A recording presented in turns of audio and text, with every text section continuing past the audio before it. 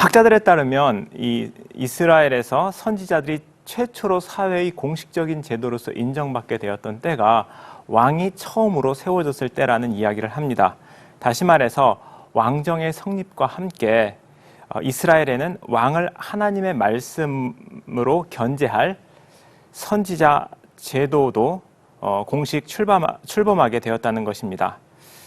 그리고 잘 생각해 보면 왕정이 사라지면서 이 선지자들도 역사 속에서 사라지는 것을 우리가 기억할 수가 있습니다. 그럼에도 불구하고 성경 보면 왕정 이전의 선지자들에 대한 이야기가 종종 나오는데요. 왕정 이전의 선지자들 중에서 실은 가장 대표적인 사람이 모세입니다. 모세는 흔히 모든 선지자들의 원형이라고 이야기되는데요. 왕정 이전 시대의 인물이었던 모세에게 이런 선지자의 칭호가 붙은 것은 선지자라는 이 직위가, 선지자라는 이것이 단순히 왕정 시대의 부산물 혹은 왕을 견지하는 사회 제도로서 의미, 그 이상이 있음을 우리에게 보여주는 것이죠. 이와 관련해 재밌는 것은 모세와 같은 선지자라는 말이죠.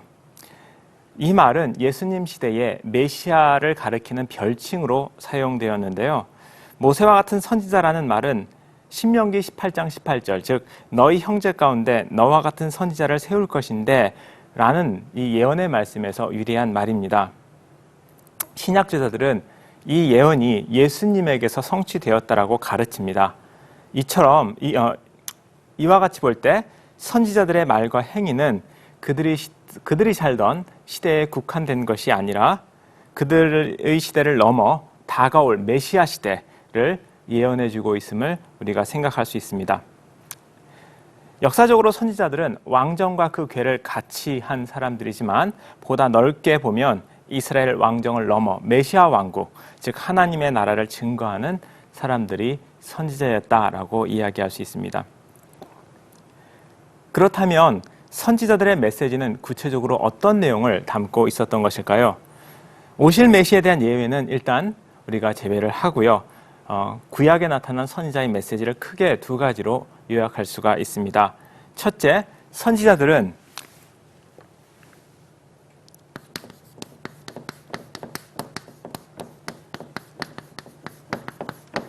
첫 번째, 오직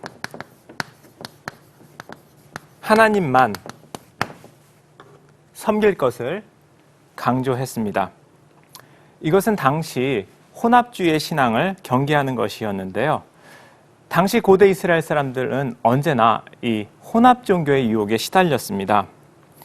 바알 숭배자로 유명한 아합도 실은 하나님과 바알을 동시에 섬긴 혼합주의자였습니다.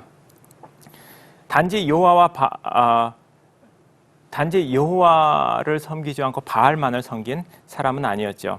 그리고 이것은 당시 다신교적 문화가 지배적이었음을 고려하면 절대로 부자연스러운 신앙이 아닙니다. 오히려 당시 기준으로는 여호와만을 섬기라는 유일신적 신앙이 부자연스럽고 심지어 비합리적인 신앙으로 비춰졌을 가능성이 있습니다.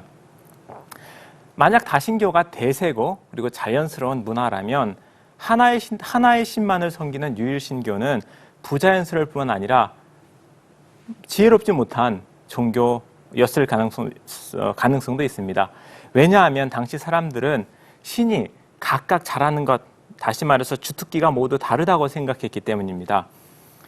어떤 신은 비를 내리고 어떤 신은 출산을 돕고 또 어떤 신은 전쟁에서 승리를 가져다 주지요. 우리가 삶을 살다 보면 이런 문제도 만나고 또 저런 문제도 만나고 또 다른 문제도 만나는데 전쟁의 신으로 알려진 여호와만을 섬긴다라는 것이 얼마나 어리석은 일이었겠습니까? 더구나 바알은 비를 잘 내리기로 이미 검증된 신이고 아세라는 출산을 잘 돕기로 또 검증된 출산의 여신이었습니다. 농경에 종사하던 이스라엘인들이 여호와를 버리지 않으면서 여호와 신앙을 지키면서 이와 같이 바알과 아세라를 동시에 섬기는 것이 가능했다면 얼마나 사람들이 그 유혹을 거부하기가 어려웠겠습니까? 아합 시대는 바로 그러한 신앙을 장려한 시대였습니다. 너희가 여호와를 버릴 필요는 없지만 여호와와 더불어서 바알과 아세라를 섬겨도 좋다라고 국가의 왕이 그렇게 선포한 시대였죠. 그러나 이런 신앙을 엘리야 선지자는 강하게 반대했습니다. 그는 여호와와 바알 사이를 왔다리 갔다리 하는 이스라엘 백성들에게 너희가 어느 때까지 두 신 사이에서 머뭇머뭇거리겠느냐? 여호와가 참신이면 그를 섬기고 바알이 참신이면 바알을 쫓을지니라 라고 촉구를 합니다. 이처럼 엘리야 선지자는 오로지 하나님만을 섬기도록 촉구했습니다. 엘리야 선지자뿐만 아니라 이스라엘의 모든 선지자들은 여호와만을 섬기라고 이야기를 했죠. 그래서 선지자들의 메시지 중에서 우리가 가장 중요한 것이 여호와만을 섬기라는 내용입니다. 두 번째 메시지요.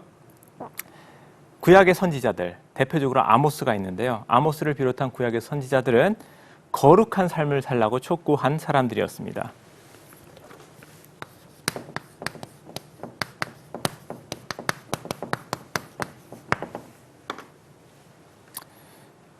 여기서 거룩한 삶이라는 것은 성전 중심의 혹은 제사 중심의 삶을 이야기하지 않습니다.